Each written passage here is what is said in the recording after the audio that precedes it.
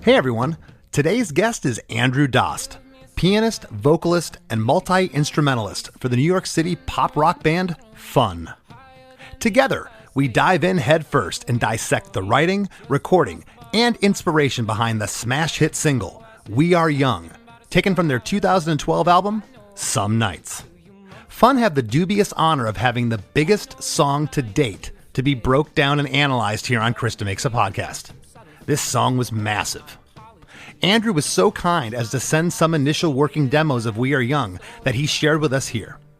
To see the seeds of a song planted and come to life through demos is always so cool. I told Andrew that this track, to me, is like a grandiose 11-minute rock opera, somehow condensed down to 4 minutes and 10 seconds of amazing pop pleasure. This song is hook after hook. Producer Jeff Basker brought the song to life with the rest of the band, his enthusiasm and passion guiding the way throughout the whole process. And who knew the guys in Fun chowed down on Brussels sprouts in the studio to give them that extra bit of creative flow? I certainly didn't.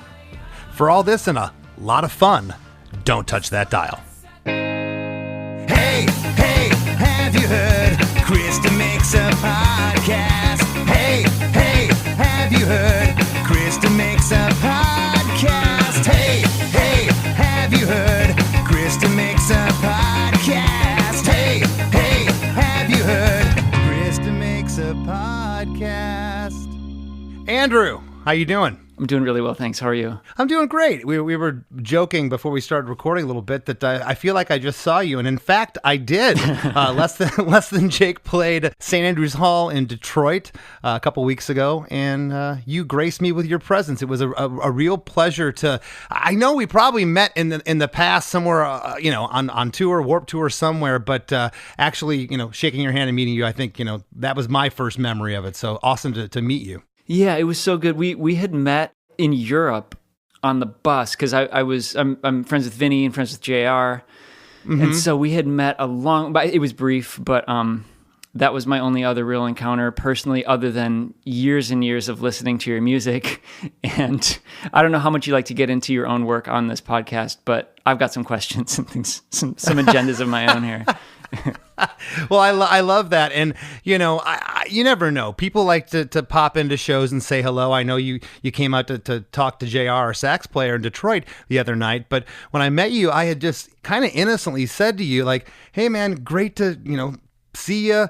You taking off? You're going to be here after this? You're like, dude, I'm staying for the show. It's the Hello Rockview show. And that meant a lot to me. So thank you. Oh, man. It's one of my favorite all-time records. And yeah, hearing History of a Boring Town was my first experience with Less Than Jake, and it just, it changed my life. It changed the trajectory of my life. It made me want to really get serious about playing music. So, thank you for that. It just is a monumental record to me. That is that means the world to me. Thank you for the kind words. And your career. Let's talk about that a little bit. This band Fun. I don't know. I'm sure people have said this to you. Like, would you call it a super group? What do you call it? It's just, to me, it was a couple friends coming together. And the minute that I heard the band, I was like, wow. You really do have your own sound. The band, nothing sounds like it to me. And yeah, you can say, oh, the vocals sound like Queen. This sounds like, yeah. You can hear those influences, but man, what a unique band. Oh, thanks so much. Yeah, I think it worked out really well. Just the things that we all bring to the table in terms of our skill sets and what we wanted the band to be and what we all listened to. And it just really, for lack of a better word, it was just a lot of fun. Like, we really had a good time making music together. Right. And this particular song, We Are Young, do you remember how it initially came together? The seeds? Because I know you sent me, you shared with us some really, really cool stuff. The opening tom beat, that demo that you had sent me. And then I heard some of the vocals from I think it was the second demo you sent, like the part like tonight, like the the vocal fluctuations, they were already there on that first demo. That was so cool.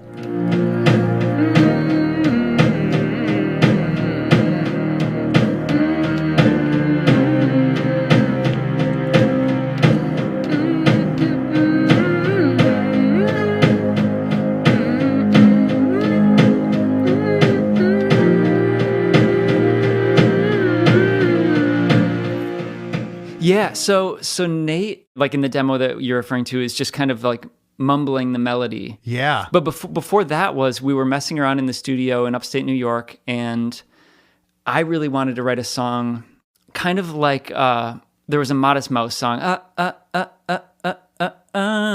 I can't remember the name of it, but it's on, Good News for People Who Love Bad News.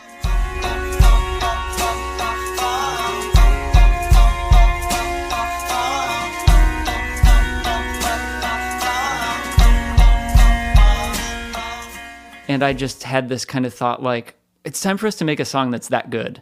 And like, I'm going to kind of do that. So you can hear that a little bit in the demo with the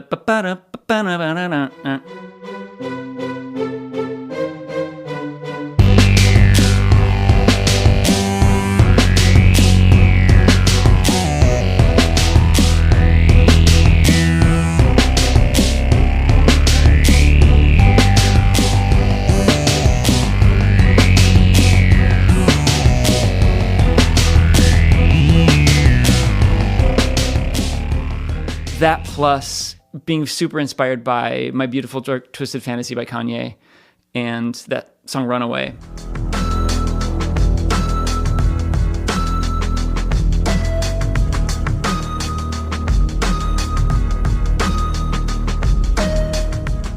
It pretty much is a ripoff of Runaway that I made and then sent to Nate, and then he came back to me and was like, okay, it's good.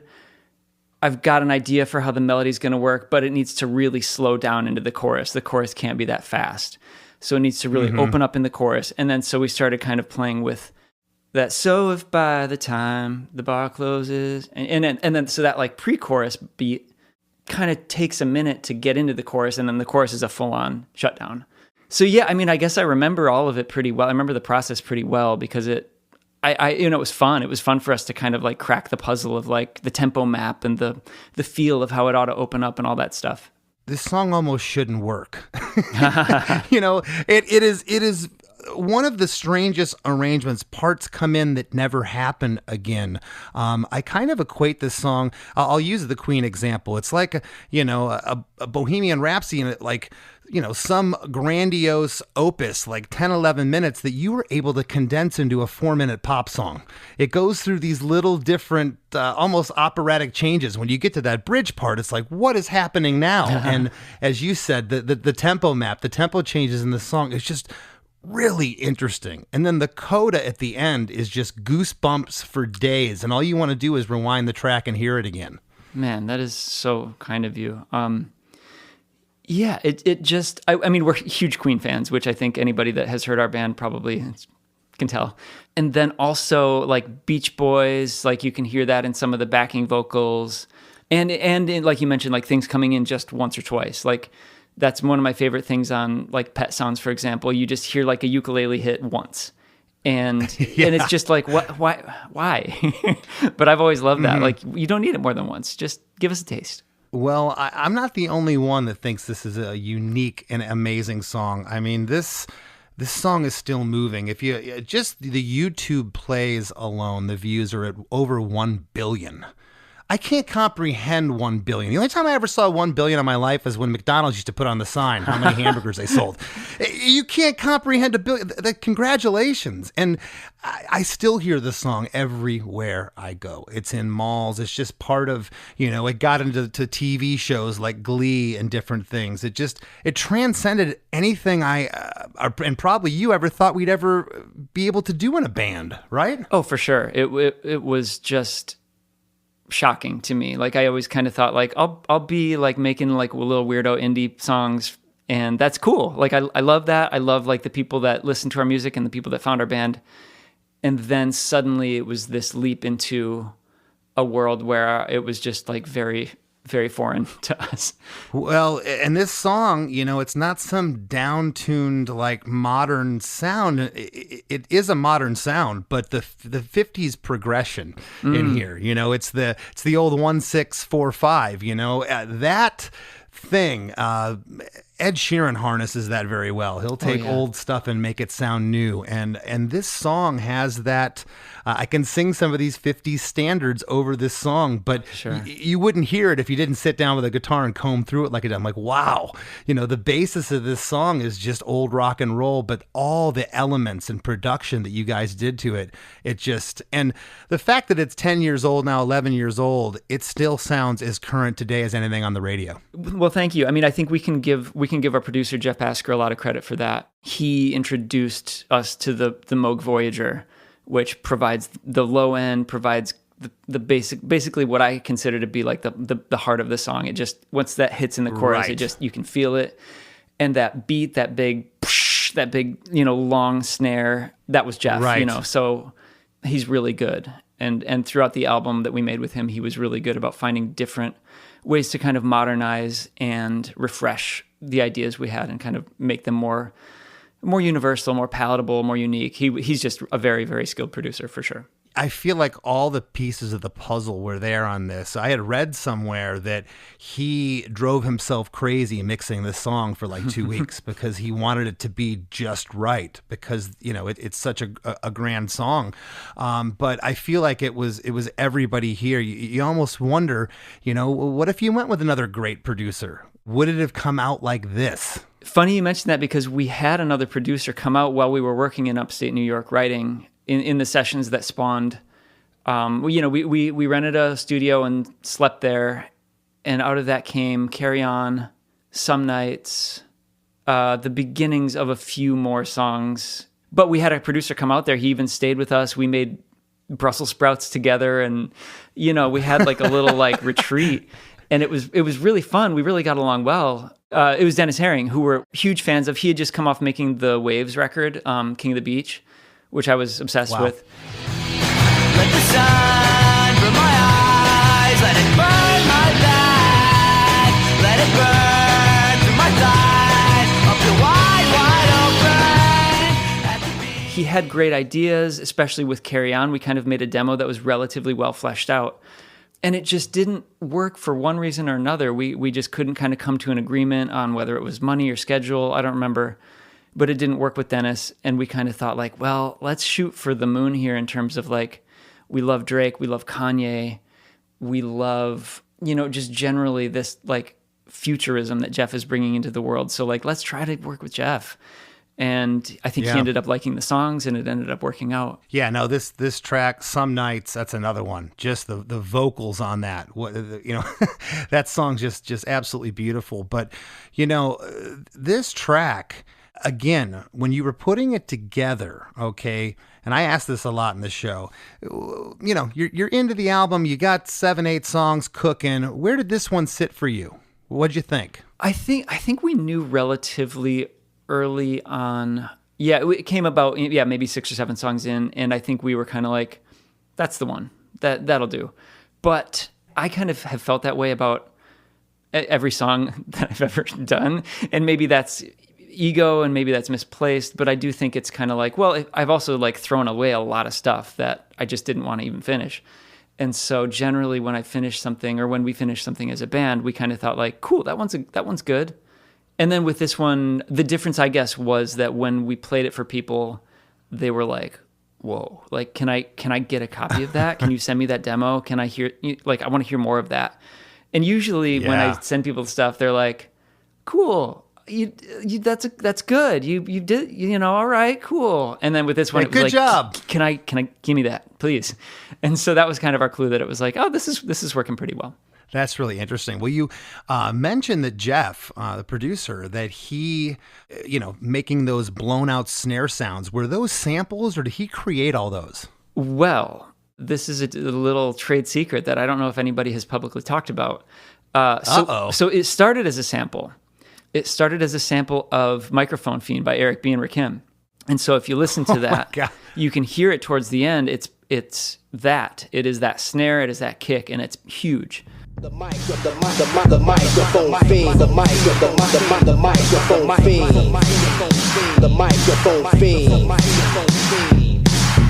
the mic. But they wanted to charge us to use it, of course, as samples. That's how they work.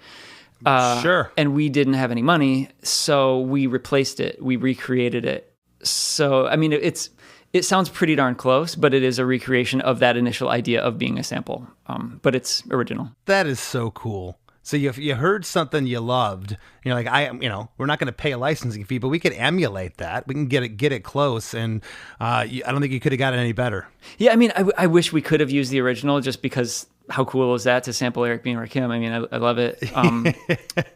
And we did that a couple times on the record where it was like, I wish we could use that, but we just can't afford it. So let's figure out how else to do it, which maybe provoked some I don't know if innovation is the right word, but it made us work a little harder, which I think usually, you give yourself a boundary or a parameter and it makes you get creative within that. So I think it worked.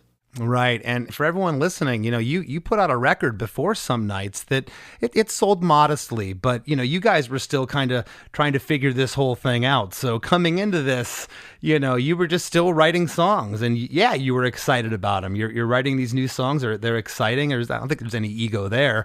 And then what happens to your band when this song hits? It's just, it's incredible. I don't think I've talked to my friends that have had hits like this, which, by the way, this is the biggest song we've ever had in the podcast in 3 years. Oh, cool. In terms of chart success and Grammys and whatnot. And we've had some pretty darn big songs on here. So congratulations. Thank you. I mean, that's an honor. I love this podcast and I love the way you kind of really thoughtfully dig into stuff. And like, even as far as like from ear to ear, what's happening. And, I just think that's so, because I think about songwriting in the same way and production. And I just think like, why this word? Why this choice? Because there's an infinitely forking path of where you can take anything, as you know, as a songwriter. And the way that these decisions get made to be this final thing is always so fascinating to me. So I love hearing you dissect these songs. Oh, man. Well, thank you. Well, let's dissect. Let's get nerdy, all right? All right. All right, the track's 4 minutes and 10 seconds. We Are Young. There's that 4-bar tom drum intro before we get into verse 1. And I know Chris is going to play that sample here pretty soon because you sent it to us, and here it is.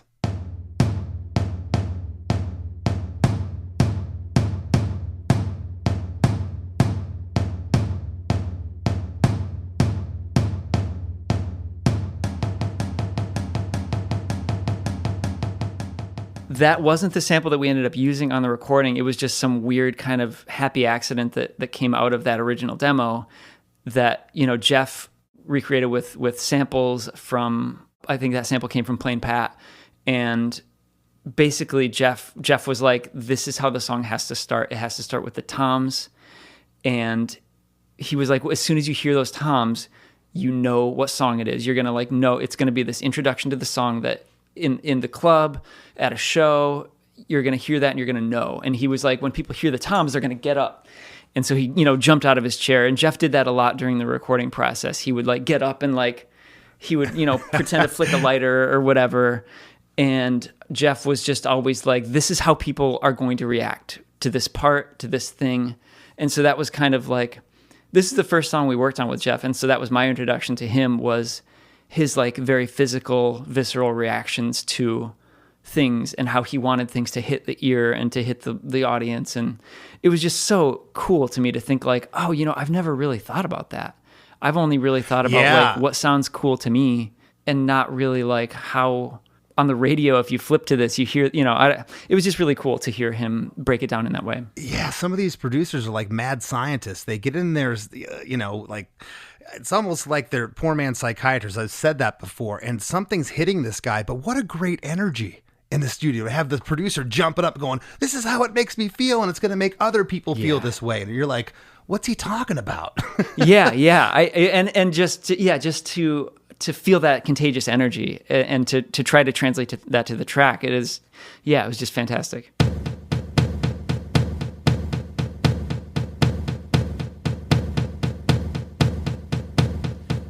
Give me a second, I need to get my story straight. My friends are in the bathroom getting higher than the Empire State. My lover, she is waiting for me just across the bar. My seat's been taken by some sunglasses, asking about a scar. And I know I gave it to you months ago. I know you're trying to forget, but between the drinks and subtle things, the holes in my apologies, I'm trying hard to take it back. So if Give Me a Second. I need to get my story straight. My friends are in the bathroom getting higher than the Empire State. My lover, she's waiting for me just across the bar. My seat's been taken by some sunglasses asking about a scar. And I know I gave it to you months ago. I know you're trying to forget. But between the drinks and subtle things, the holes in my apologies, you know, I'm trying hard to take it back. That's Nate's lyrics, and it's kind of classic Nate Roos to me in terms of like, it's got a little bit of kind of wit. It's got a little bit of bite to it. Seat's been taken by some sunglasses. That to me is kind of a dig. And it's also a synecdoche, which I really always like. We get a lot of grief for the scar lyric about, is this song about domestic violence or something? And always have to say, no, it's, you know, it's metaphorical. It's an emotional thing. It's whatever. And yeah, generally, I just like to think of when you open a song, you're really setting the scene, and you're really right. You're really like giving people a world. And Pat Pattison says it's like a bag of dye that then drips down over the rest of the lyrics, which I always think is really cool. Like you just are shading every word that's going to come after it with this opening scene that you set. So, you know, we're in a bar, we're on the seats, there's an empty seat. It's putting you in a place, which I've always really appreciated. I love it. I love the delivery. And it's so, like I said, this is like an 11-minute song that you guys somehow shrunk down and made a pop song out of, but this part never repeats. This delivery never repeats again. You don't even get it in the second verse. It's a different feel. And that's really interesting for a 4-minute pop song that is this popular. You know, this first verse to me is like an intro. It's setting up the story, the song. I remember the first time I heard it, I was hooked by the third line. My friends are in the bathroom getting higher than the Empire State. It's like, well, who can't relate to that? You know, how many bars you've been to that you've seen that, or Sure. you've been a part of, and you know, the sunglasses, never even thought about a lyric like the scar, but as big as this song got, you know, that's going to be exponential people having their eyes on it and giving you that fan mail and that feedback. Yeah. It was interesting to have to kind of consider after the fact, like, oh, I didn't really think that might go over that way. And like, is that harmful? Is that, you know, going to be a problem? Is that too intense? Is it triggering? I don't know. Because we were just kind of thinking like, it's a good lyric. It works. Well, there's a lot of information going on here. And again, I think it's about Nate's delivery with it that gets you in that headspace to want to listen to this. You know, there's times when someone's just barking lyrics, be it, you know, it could be all kinds of different music where, you know, there's keywords and things in there that aren't roping you in. And I feel that you get roped in here. Right off the top on verse 1, the piano joins the drums here, playing single chords on bars 1, 3, 5, 7, and 8. And then halfway through, around I Know I Gave It to You months ago, that marching band snare comes in. The piano gets busier and playful there. So how this song builds is awesome. You know, those snares aren't really predominant there. They're there, but you're still feeling and hearing that tom part. Yeah. I mean, it opens up little by little, I think. And I always like when a piano, you know, the chords start to break and arpeggiate, and it just makes things move a little differently. And then you get that rolling snare that makes things kind of move a little differently. And I guess I always think about this song in terms of the shutdown at the pre-chorus into the chorus, but now that you're mentioning it, it really does kind of unfold piece by piece in that way, and it grows a little bit throughout. It does. And I'm assuming you played the piano on this whole track. Was that all you? I did, yeah. Mm-hmm.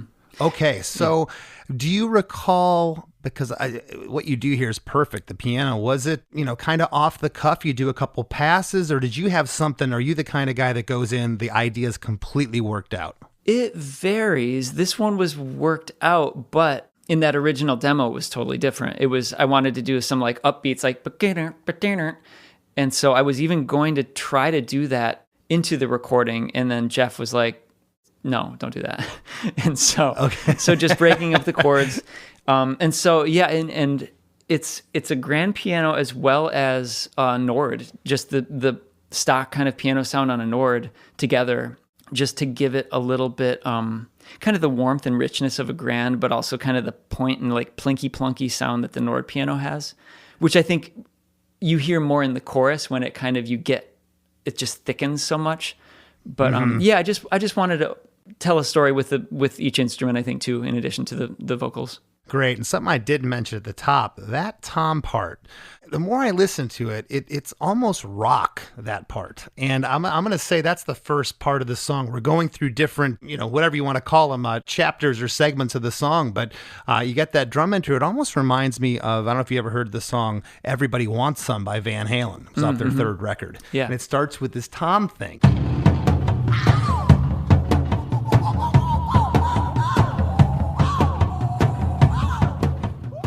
So you get this rock thing, but then you go into this verse. The delivery's different, where the piano comes in. And now we're getting to a completely another passage in the song to me, which I'm calling the pre-chorus. I guess you would agree the next part is that? I would. I don't know that it's a traditional pre-chorus in that, like, to bring it back to Van Halen, one of my all-time favorite pre-choruses in Dance the Night Away. Ooh, baby, baby. Ooh, baby, baby. Won't you turn your head my way?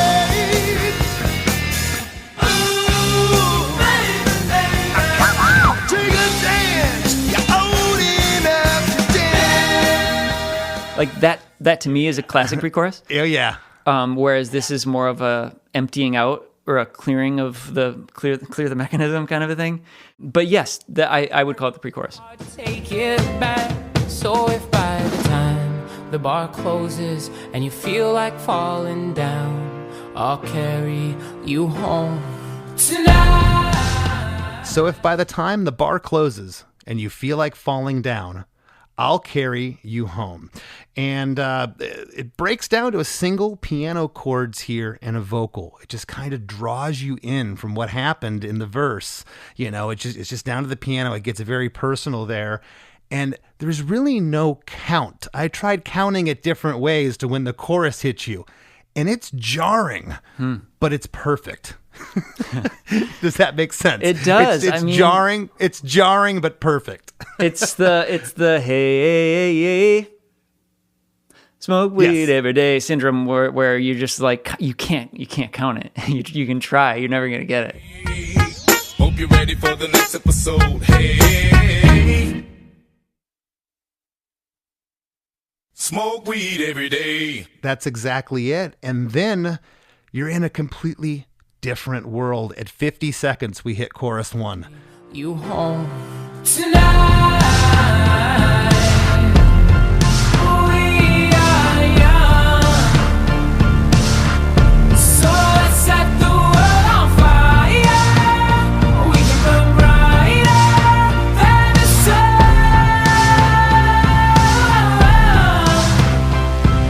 tonight.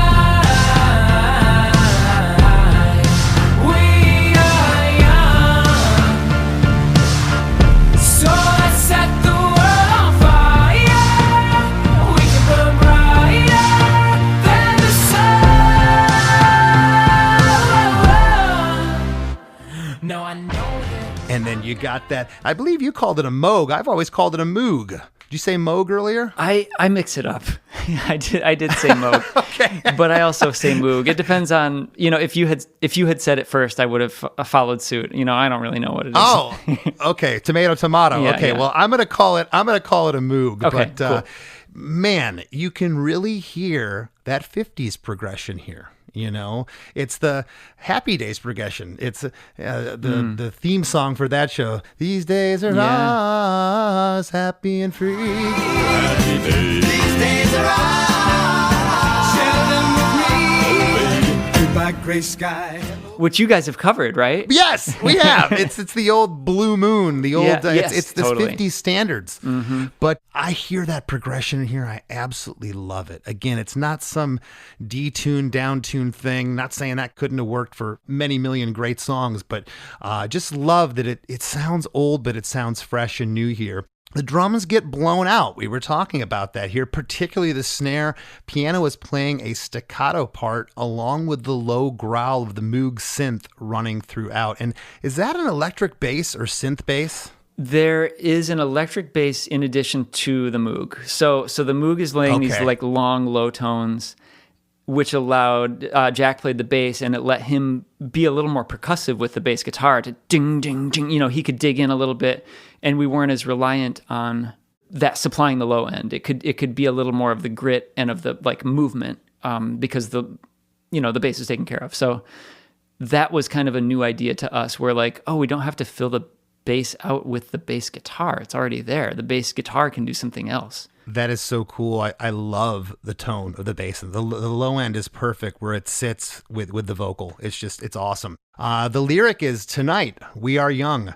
So let's set the world on fire. We can burn brighter than the sun. And it repeats, tonight, we are young. So let's set the world on fire. We can burn brighter than the sun. On the second time on Then the Sun, we get the first harmonies in the song. And Andrew, the vocals here sound maybe even tripled. They're definitely doubled. Do you recall? I do. The main lead, that's 8, actually. Okay. which again was a new technique to me. I think I had only ever doubled anything in the studio, which I always love, from the time I had a little 4-track recorder in my bedroom in high school, goofing around and thinking I thought that I had invented that technique, and then hearing it with oh, everybody does that. Elliott Smith has been doing that for years, and so has everyone since the history of multi-track recording. But Jeff was like, more, let's do more and more and more, and it ended up being 8 of Nate singing. The harmonies are multi-tracked as well, not to that degree, but there are 8 leads there. Unreal. It's masterfully done because I can't hear that many. I thought 3 maybe. The way that's layered and the way that it's mixed, it doesn't sound like it's overdone, but what a great sound though. It's super, super full, and it distinguishes between the verses or the pre-chorus that happens before it for sure. This whole part is just like another song that comes on. I think that's what I love about this track so much, is it feels like different songs at points that come together. A lot of times when you do a mishmash like that, it doesn't work out. In this case, it's great. Chorus 1 here, they're all double choruses. Was there any talk of saving it? Let's only do a half chorus the first time. We may have played around with that a little bit, but I think it just never felt right.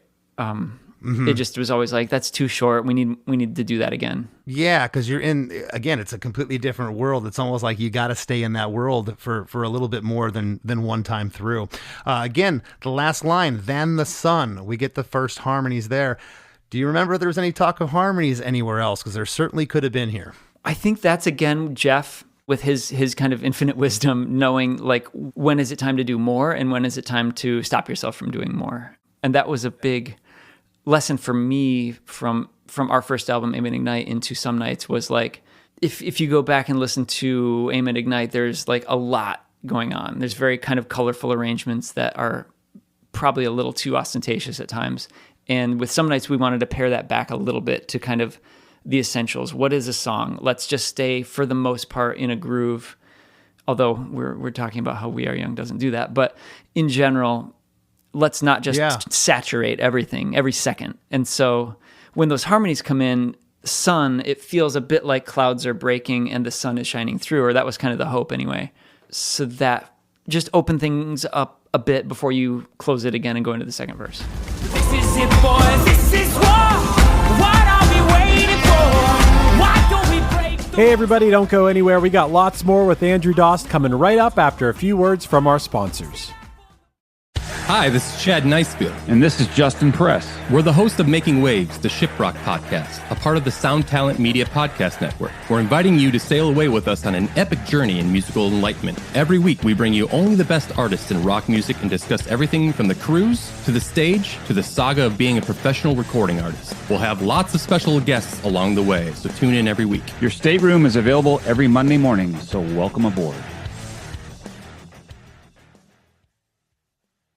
Hey, it's Chris DeMakes, a podcast producer, Chris Fafalius. Will you do me a favor real quick? Go to Apple Podcasts or Spotify or wherever you listen to podcasts and subscribe to One Hit Thunder. It's the show that I host with my good buddy Matt Kelly, where we have guests from the world of music and comedy and art, and together we dive deep into a band or artist that people consider a one-hit wonder and decide if they brought the thunder or were just a blunder. You'll laugh, you'll learn, maybe you'll get mad at us. Who knows? We have an enormous back catalog that includes episodes about Eagle Eye Cherry, Stacy Q, Looking Glass, The Weather Girls, Tag Team, Four Non-Blondes, Martika, Krayshawn, Sixpence None the Richer. I could go on and on, but how about you just subscribe to One Hit Thunder wherever you get your pods and experience the fun for yourself. I'ma get the jack myself. And now, back to the show. Who all sang on the track? Me and Jeff did the harmonies, in addition to, of course, Nate on leads. I don't believe Jack Unreal. sang. And then, of course, Janelle Monáe doing the bridge, which I'm sure we'll get to in a second here. Right, absolutely. So yeah, I was wondering who all did the vocals. Obviously, I knew Nate did his thing, but we get into verse 2, and right at the start of it, there's this huge breath inhale. And for those listening, a lot of times I'll hear my breath in songs, and I'll go in and chop it out. And you can do that sometimes and get away with it, but a lot of times you want to hear those breaths and those emotions. One of the first people I could think was Michael Jackson. His whole thing, how he breathed. They left all those in because I don't know. It just felt like you were closer to the singer. It just gave it that personal feeling. But starts off with a huge breath inhale here. No, I know that I'm not all that you got. I guess that I just thought maybe we could find new ways to fall apart. But our friends are back, so let's raise a toast. 'Cause I found someone to carry me home. Now I know that I'm not all that you got. I guess that I just thought maybe we could find new ways to fall apart. But our friends are back up, so let's raise a cup, because I found someone to carry me home. Double unison vocals, at least on this verse that carries over here. Do you recall how many were here? Probably just 2 or 3. Because you're talking about because I found someone to carry me home, like that part that kind of feels a little more exposed. Well, yeah, there's other lines within here, and I'll tell you something else. I always talk about them, the hooks within songs.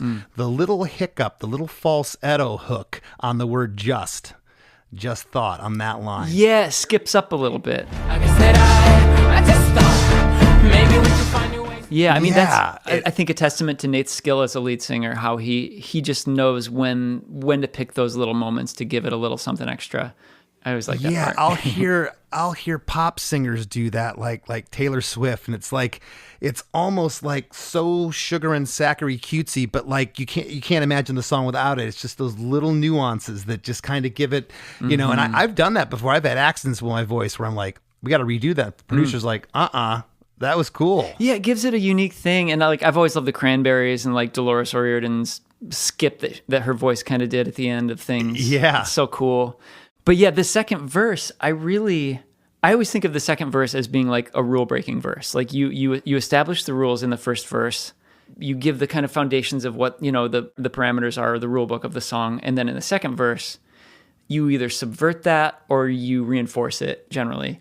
And so one of the songs that I think does this really beautifully is All My Best Friends Are Metalheads. How there's a guitar line that comes in, and from the first time I heard that, I was like, it blew my mind in terms of what the second verse can do. Don't you think it's strange that there's a way with how you look and how you act and how you think? Pretend they're not the same as you. And do you know about it strange? So in a lot of our songs, I always try to do that. All the Pretty Girls off the first album introduces a second set of vocals that come in and they act as a counter melody. I call you out, baby, just to feel a little bit better about myself. He does, I do, you do, baby, I do, until their lips stop to move and their friends talk music. I say I never heard the tune, but I have. I just hate the band 'cause they remind me of you. Yeah, the second verse, break the rules. Well, for sure. And, I talked about there's a couple vocals here. It sounds like one vocal almost sounds way, way pushed back, like it's an octave up, almost like a falsetto. Do you recall that happening there? I'm hearing that like buried deep. I think that is happening. I believe that maybe Nate doubled and then sang it staccato. Probably that. We also messed around with pitch a lot during the recordings. A lot of octaves down, a lot of octaves up, a lot of vocoder. But I don't believe we pitch shifted that. I think that's actually just Nate singing in falsetto and then, low in the mix. Along with that, we hear the drums, bass, and I'm hearing that moog. They're all in here. Halfway through, maybe we could find new ways to fall apart. Panned off left, there's like this dun dun dun dun dun dun dun. It's like a same note keyboard thing that happens. I just thought maybe we could find new ways to fall apart, but our friends are back. I know there's some French horns there doing something like that. Yes. Bump, bump, bump, bump, bump. I'm doing that also on the piano. Yes. Okay. Again, and it sounds like, I don't know, it's almost like, where'd the marching band come from? But it's so subtle. It's not like in your face, like, you know, a band with horns like my band or Chicago or something. It's there, but it's just the way this song was textured. And I keep harking back to what I read about Jeff, and I don't know if this is true or not, but I mentioned earlier that he slaved over this mix. He just couldn't stop, obsessing about it, and I can see why, because of the way everything's layered here. It's just done beautifully. Yeah, he worked very hard on that. Listened to it in his car, take it back, tweak something, go back to the car, go back to the big speakers in the studio, the NS10s in the studio, just all different formats, all different situations, all different spaces. He went very deep on it for sure. And I'm a sucker for horns. I grew up playing trumpet, and so we use them, Fun used them maybe a little, not excessively, but like I thought that was kind of a secret weapon that we had, was the ability to add a little texture in this kind of way. Well, out of verse 2, we go into chorus 2, another double chorus, same lyrics again. We get that harmony at the end with Then the Sun.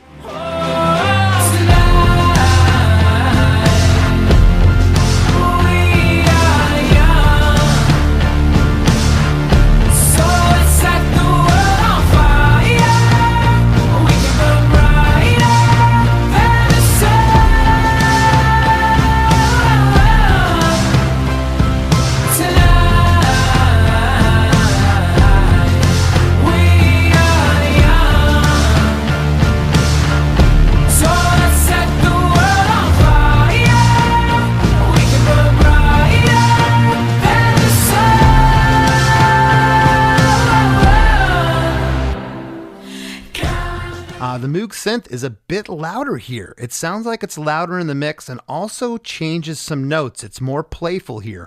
We also get those marching band snare pick-me-ups here mixed in with the drum track. It's subtle, but it's killer. Man, your ears are wild. The way you pick up all this stuff is crazy to me.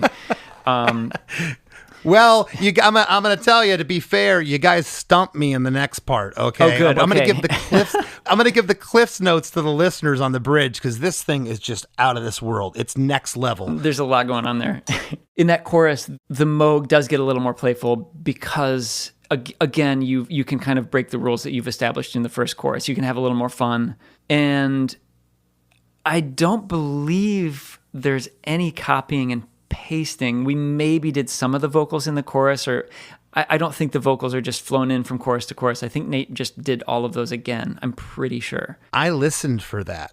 I mean, this would be the perfect type of song to copy and paste, choruses at least, but sure. I couldn't hear it. If they are there, I couldn't pick them out. It sounds like they're different performances, which I appreciate. I think there's something natural, and I think people can feel that. I think so. I think you can really homogenize a song very quickly when you're just like, oh, here's that literally again. It adds a little life, even if somebody doesn't know it's necessarily happening. It just gives a slightly different, feel and bit of life. And again, I think that's a testament to like Nate's skill as a singer, that he can match his own voice so precisely. And then Jeff to know that like, okay, we need to create a very distinct world here from second to second, and not take any real shortcuts. Yeah. Out of chorus 2, we go right into this bridge.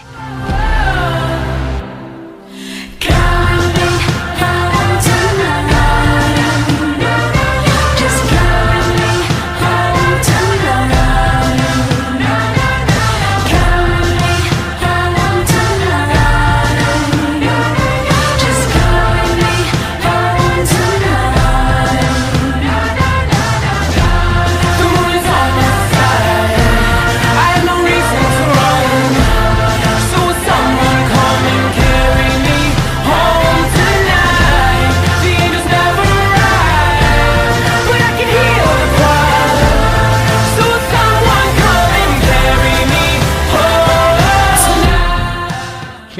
home tonight. And after each line, there's na na na na na that happens. I'm not going to read all of those, but carry me home tonight with the na na nas. Just carry me home tonight. Carry me home tonight. Just carry me home tonight. The moon is on my side. I have no reason to run. So will someone come and carry me home tonight? The angels never arrived, but I can hear the choir. So will someone come and carry me home? We worked hard on those lyrics. We couldn't really, there were a couple lines, like the angels line came later. And in general, the radio edit was quite a bit shorter than that, but on the full version, we really kind of wanted to stretch out a little bit and really make it, I guess kind of an epic and to, bring in these themes of, I guess like the afterlife or whatever it is. We wanted it to feel big and grand and also personal, I guess. But to almost, see the clouds parting, see the angels, hear the choir, all that stuff. We wanted it to feel very large and very kind of timeless or almost, I don't know. I guess I always think of things in terms of like a cathedral or something. Like, what would this sound like in a cathedral? And that part was kind of inspired by that sort of feel. Yeah, there's something, I don't know what the word is. There is something uplifting and spiritual, churchy about this part. But I feel like the lyric is almost like a call for help, which is that's what I love so much about music is like, there's this call for help. You got this spiritual thing happening here, but it's a pop song. There's all these, like different things here. I called it the kitchen sink part of the song. It's the busiest part here. There's just everything that you could possibly imagine. It's the biggest part of the song. We get those nanas panned off right and left. On the right, that sounds like Janelle Monáe. Is that correct? Would she be over on the right?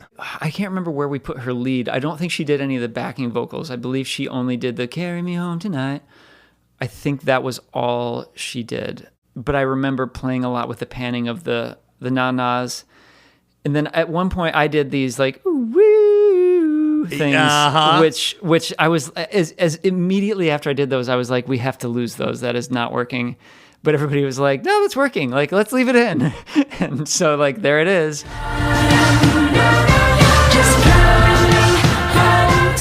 I'm so glad you said that because I'm trying to figure out how this part worked.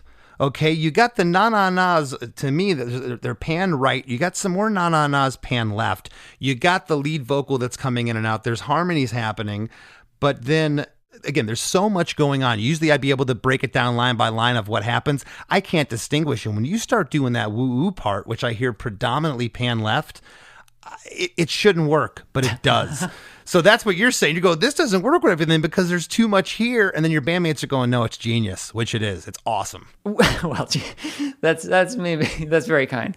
I think it's just it's one of those things where when you're writing a song, and anybody who has written a song, I think knows this, like when you have an idea of how things are going to fit in your head. And then when you do it out loud, it maybe works and it maybe doesn't. And sometimes, like for me, it's like, oh, wait, that melody actually overlaps with itself in a way that fights and doesn't work. Or sometimes it's really cool. But generally for me, I'm like, I have to hear it in the room to know if it's a good idea or not. Because in my head, it might just not, might not connect in the world. And that was one where I thought it didn't connect. But fortunately, everybody else, I guess thought it did. No, I was trying again to discern where everything was in this, and there's just so much going on. I did my best. Talked about the nanas a second ago. There's that woo-oo thing you're talking about that's happening here too, and there's a less busy marching band snare here, which by slowing it down and not having it be as busy, I think it makes this part sound heavier. It's not as urgent in moving because there's so much happening here. I think if that snare was still going fast, it's kind of pulled back. It's different from the other snares in the song. And then at the last line here, it just builds to this amazing crescendo to go back down into the chorus, which again, that part on paper looks like it shouldn't work. Sure. Yeah. And part of that too, what's happening there is Jeff was playing a Juno synthesizer and messing with like the cutoff to, and then so that kind of helps, like gives it this like extra lift, and you can't even really hear it, but you can feel it, which kind of has become a part of the way I produce songs and write songs now is like, I don't care what I can hear. All I care is what I can feel. And so that was a perfect example of that learning process of like, that has to be there. It gives us this body and this foundation and this like transitional beat that we're gonna not really notice, but it'll help. Gotcha. Well, chorus 3 comes right out of that bridge. I hate using the word jarring. It almost sounds like I'm knocking the song, but it just, it doesn't sound like it should work. It does though. It comes right back down. Chorus 3.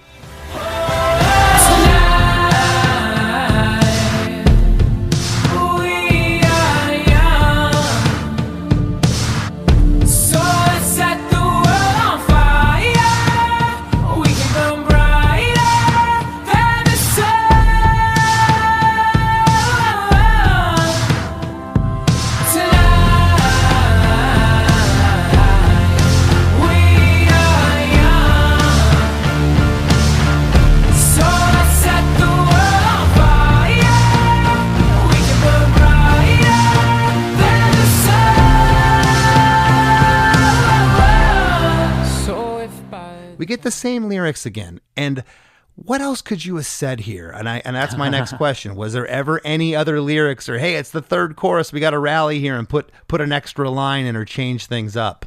No, it was always just like, we're going to make a pop song. We're going to go for it. We're going to throw in everything but the kitchen sink, like you said, and we're going to repeat that chorus again. But it's funny. One thing that I did want to mention about the chorus is that it started a little bit as a sort of cynical lyric, and it kind of became like a party lyric, a youth lyric. But it started a bit as like, we're burning through fossil fuels, we're just destroying the planet. Screw it, let's set the world on fire. We might as well, because tonight we're young, so let's, whatever, we'll just burn brighter and kind of burn ourselves out as a human race. And so it ended up being like not the tack we took as we were kind of finishing it and interpreting it.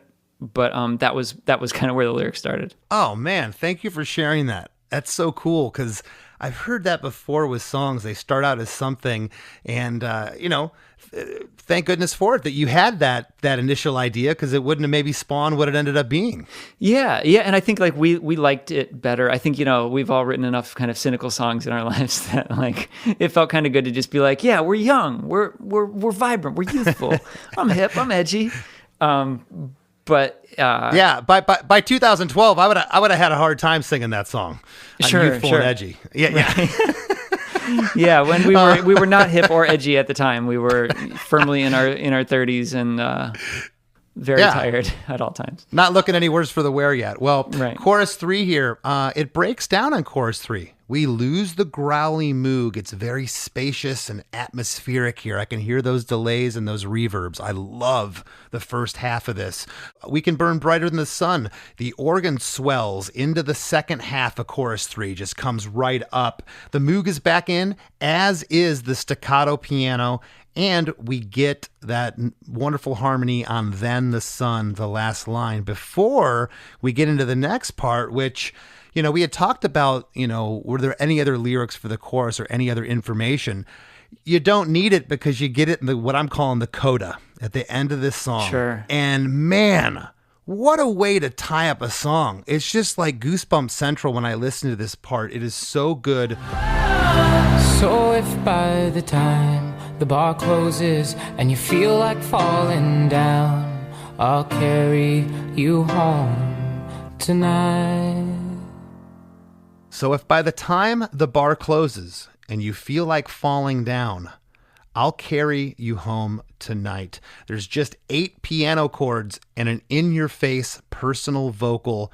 It's so awesome. It's such a great way to end a song. Yeah, I like that a lot about it. We go so big with all the sounds, every instrument at our disposal, essentially, and then shut it right down for the end. Make it more personal. I think something, I don't know if this was an intentional thought as we were doing it or not, but I always feel like through all the different shows that I've played in all these different bands, and as much chatter as there's been in the crowd and people aren't paying attention or whatever, kind of the quieter you get, the more you can draw people in rather than trying to like overpower them and blast them out. Like sometimes that's what draws you a little bit more. So I always like that about the end, how it kind of like forces you to kind of like lean in a little bit. Crazy hypothetical question I've never asked anybody in over 3 years of this show. Does the song become the massive hit it is if the coda's not there? Ooh, that's a great question. I think about this with every part of my life, actually, every facet. Like, what happens if, like, you know, I was in a car accident? Like, what happens if, like, an inch to the left and, you know, whatever? I don't know. I think the code is important. I think you need a little bit more. Not that it's like the most unique thing or anything, but I do think that it's just those little flavors that add so much to the dish that where you're just like, yeah, it just helps. Just gives us a little taste of something. Just my opinion. I mean, the chorus is just too undeniable, but man, that coda, what an awesome way to end the song. And before we break, first of all, thank you for your time. You know, it's one of those things. You guys aren't, I guess Fun's not active currently. So, you know, a lot of guys don't want to get on here and talk about a song maybe with the band's not active. I really appreciate you talking about this one. It's such a special song. Oh, thanks so much. Thanks for having me. I mean, my pleasure. I love music so much, and I think about it all the time. And I was teaching songwriting. I can tell. And yeah, well, yeah. I mean, and vice versa. Like, I can tell that you like deeply dig into this stuff, and that shows in your writing as well. That like, you know what you're doing, you know. And so to get to talk about this stuff and kind of nerd out is really a lot of fun. That's great. Well, before we break, what do you got coming up? Solo stuff. I know you got a new record in the can. Let's rap about it. Yeah. So I started a new project called Metal Bubble Trio, and I have an album done called Cucumber that I just got the masters finalized. All the files that I don't even know what to do with them yet. I just have them now. Cucumber is finished. I'm going to release it soon. I'm going over today with my friend Tommy to work on some artwork for it. And I'm just very excited. It's taken me a long time to get back into writing songs that I feel really safe sharing. And it feels good to have kind of a body of work that's ready to rip. If you can give the listeners a one or two sentence pitch on the sound of this project. The intent was to make a bossa nova album. I got really into bossa nova. A bossa nova album that what would it sound like if like Frank Ocean and Gorillaz were back in time making a bossa nova album with like, you know, Jobim and Stan Getz and, you know, Gilberto or whatever. Like what would Gorillaz, Frank Ocean, and traditional bossa nova sound like? So that was kind of what spawned some of the curiosity there. That is awesome. Well, hey, where can people find you online? At Andrew Dost on Instagram, at Metal Bubble Trio on Instagram. And that's it. That's about it. My website's down. I can't figure out websites for the life of me. Yeah, your website's Instagram now. Perfect. Right, exactly. Yeah. By the time this airs, it'll be up though. AndrewDost.com, metalbubbletrio.com. Right on, Andrew. Thank you so much, bud. Yeah, thank you, man. Really a pleasure. Start to begin and then stop at the end.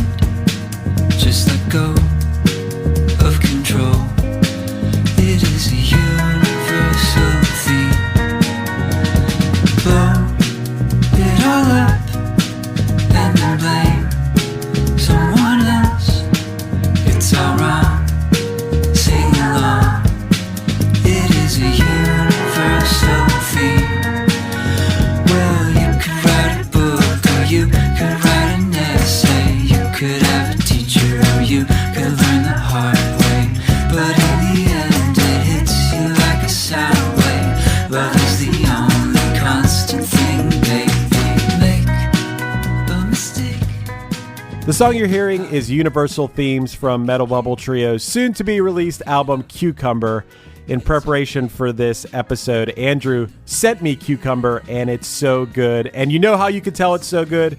Cucumbers are my least favorite food, and I've still listened to the album called Cucumber every single day since he sent it. Go follow Metal Bubble Trio on Instagram, and don't go anywhere. There's lots more Chris DeMakes a Podcast coming right up after a few words from our sponsors. Hey, this is Mike Wiebe, and I'm the singer in a band called the Riverboat Gamblers. And I'm Zach Blair. I play guitar in a band called Rise Against. Mike and I also have a band called the Draculas, and we also have this great, amazing new podcast called Zach and Mike Make 3. Yeah, each week we're going to ask ourselves and we're going to ask our guests what 3 favorite things they are into at that moment or in their entire lives. And then we're either going to agree with them or we're going to make fun of them. And you're going to listen to it and you're going to like it, or we will make fun of you. How about that? I just flipped it on you, the person listening to this right now. But we're going to do it every week here on the Sound Talent Network. Once again, it's called Zach and Mike Make 3. Yeah. Chris DeMakes a Podcast producer, Chris Fafalius here. Do you enjoy music documentaries? I think I've watched every VH1 Behind the Music ever. Whether I was super familiar with the artist or not, I was always fascinated with the story. Well, that's what inspired me and my friends to create the Docu Podcast. I think I just invented that term. A band called Punchline, which, yeah, it's the story of the band that I've been in for like 70% of my life now. But we approach the story in a way that's relatable to anyone who's played in a band, or loved music, or experienced heartbreak, or struggled, or has just been on a Forrest Gump-like journey through life. I'm really proud of this pod, so if you're a Chris DeMakes a Podcast or a One Hit Thunder fan, I think you'll love it. You can subscribe to A Band Called Punchline for free wherever you get your podcasts. Check it out. It would mean the world to me, and I think you'll love it. As we near the end of the show, here's a band you might not know. Welcome to this week's Band You Might Not Know. If you'd like your band to be considered for Chris DeMakes a Podcast, all you have to do is email your best song via MP3 only and a short bio to bandyoumightnotknow@gmail.com. This week's featured artist is Humble Kings from the Pacific Northwest, a punk rock duo featuring Adrian Sendoya and Kevin Mackey. If you like super fast melodic punk rock with catchy harmonies, this is for you. Here's a snippet of their song, Zero Sum Game. They want you to believe it's a zero-sum game, that we need their help and there's someone else to blame. Not me to have mine, I gotta take a piece of yours. It's time to evolve, scarcity to abundance. The Rap with Chris and Chris. Chris, you know I was excited about this episode. I'm a big Andrew Dost guy. Love fun. Love everything this guy puts out. And on top of it, he's a super nice guy. And on top of that, as you brought up, this is the biggest song that we've ever had or ever broken down on the podcast. You brought up the YouTube plays, which... $1 billion. $1 billion is an insane number. That is, Chris, $1 billion is 1,000 million. Yeah. It's... And that's just the tip of the iceberg. This song won the Grammy for Song of the Year in 2013.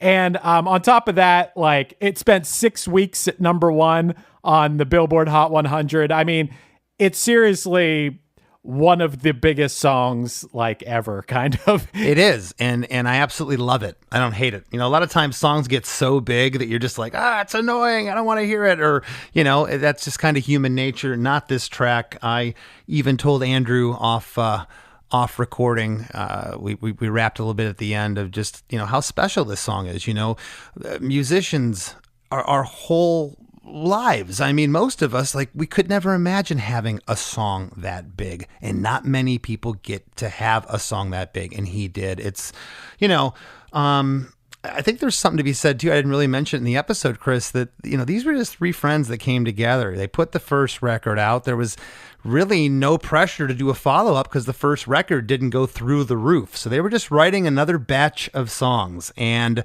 you know, can't be stated enough what Jeff Basker, the producer, brought to the table. Yeah, I think that was a big move on their part to work with Jeff. I mean, some of the other songs that Jeff has produced, for example, Chris, Locked Out of Heaven by Bruno Mars, incredible song. He co-produced Uptown Funk with Mark Ronson. He co-produced Find Your Love and Show Me a Good Time by Drake from Thank Me Later album. Like, the dude has produced massive songs, worked on a lot of hip hop. And I think the elements of those sorts of production lent themselves so magically to this song and this album, you know? Absolutely. There's nothing to me. Yeah, you can pick out little things. Yeah, some Beach Boys and Queen or whatever. But these guys are their own animal, Chris. There's nothing that really sounds like fun. I remember when I first heard it, and of course, my ties to it were through Fueled by Ramen. As everyone knows, or most people know, I have a big history, and so does Less Than Jake with Fueled by Ramen. And a lot of my friends that were working there at the time are like, you got to hear this new Fun record. This thing's incredible. Adam was one of them. Adam Samilja. If you're listening, Adam, hello. He was just like, you got to hear this. Melissa over there, she was just like, this is next level. And they were right. Yeah, they were. Hey, another interesting thing about, something that Jeff said, I love stories about producers who are very enthusiastic. I've worked with producers who are very enthusiastic before, and it just makes you more excited about the whole process. But he brought up about how as soon as you hear the toms, you're going to know what song it is. And it made me think of, like, when you hear the fill at the beginning of Smells Like Teen Spirit, you instantly know what that song is, well, you know what it is from the guitar or whatever too. But when you're talking about drums, that's so cool to be thinking about that. I never really think about that, but I mean, there's a billion different things you could be thinking about when you're writing a song, but thinking about from the listener's perspective that they're going to recognize this the second they hear it. Yeah. And what a crazy arrangement. Again, that tom, that drum intro that we hear, that goes into the verse, which goes into what we were calling that pre-chorus, completely different parts. Then the chorus hits, completely different part. And that's really hard in a pop song. Again, I look at this song as like an 11-minute song that they somehow shrunk a rock opera down into 4 minutes, but did it just perfectly. It's impressive, man. Hey, real quick, Chris, by the way, it is Moog. It's not Moog, it's Moog. I went on their website and they said it's Moog that rhymes with Vogue. I've never heard anybody say Moog, and now I feel like kind of an idiot for correcting Andrew because I'm the chief idiot here. It's Moog. Who knew? You're not an idiot. I've called it Moog forever too. I think most people have actually.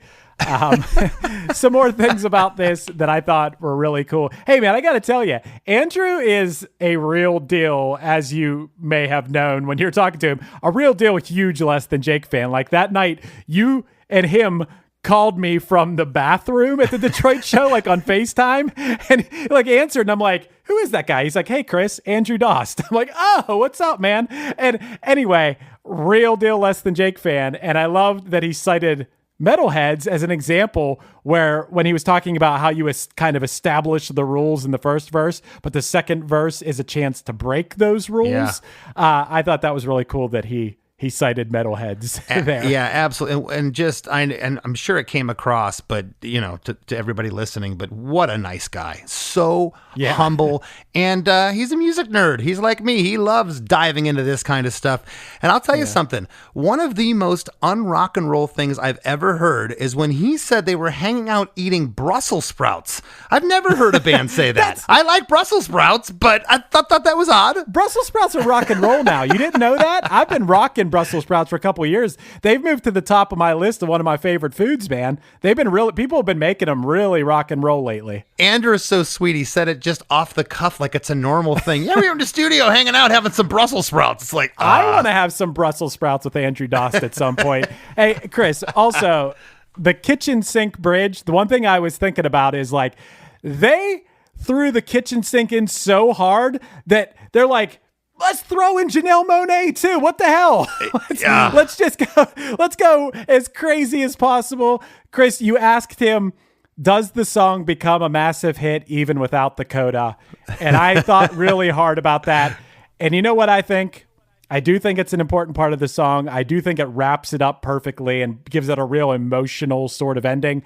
But I still think it's a hit without it. I think that chorus is too undeniable. That's my feeling, and I said it, and I stand by it. Yeah, I still think it's a hit, but man, that coda is absolutely beautiful. Something else that's beautiful. You want to hear more of Chris and Chris? You can come join. Hey, listen, this is basically our Patreon. It's called Supporting Cast. It's the same thing as Patreon. It's our VIP program. You can go to chrisdemakes.com, and for the price of a cup of coffee or two a month, you can get bonus episodes of the After Party with Chris and I, and it's a lot of fun. It's beautiful. It's a beautiful, beautiful VIP program. We put out gorgeous bonus episodes every week, and you get a luxurious back catalog of these beautiful episodes the second you sign up for the cost of a, what do we like to say? For a cost of a apple juice at the Cracker Barrel. Apple juice at the Cracker Barrel, about $3.79. You can hear Chris and I yap at you some more. So yeah, get over to ChrisDeMakes.com and give Chris a follow on Instagram. Yeah. He loves feeling the love. Chris Fafalius on Instagram, and you can find me at Less Than Chris D. I'm still doing those custom songs, ChrisDeMakes at gmail.com. If you'd like info about my custom songs or jingles for you, that special someone, or your pizza restaurant, whatever, I'll write you a song, ChrisDeMakes at gmail.com. And want to thank this week's guest, one of the most humble, sweetest guys I've ran into in a long time, Mr. Andrew Dost, and we'll see you next week.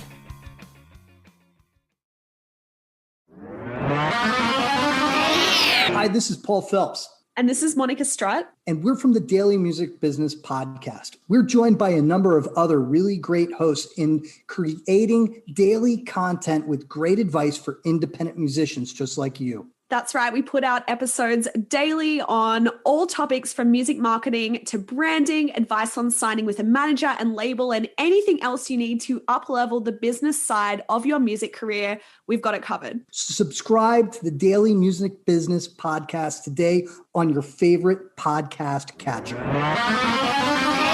Subscribe today to the Daily Music Business Podcast on your favorite podcast platform. Mad Magazine. Advertising mascots. B-movie posters. And cartoons. Oh yeah, can't forget cartoons. If you get the funky connection that ties these pop culture gems together, you'll dig Two Designers Walk Into a Bar. See, we're a couple of creatively curious pals living between the bookends of grand museums and dive bars. Hey, you know the place, the sweet spot where highbrow and lowbrow become drinking buddies. So join our barroom chats as we talk influential work and uncover stories of how the familiar became iconic. Think behind the music for the stuff we love. Check out our website at twodesignerswalkintoabar.com. And listen wherever you get your podcasts or visit evergreenpodcasts.com.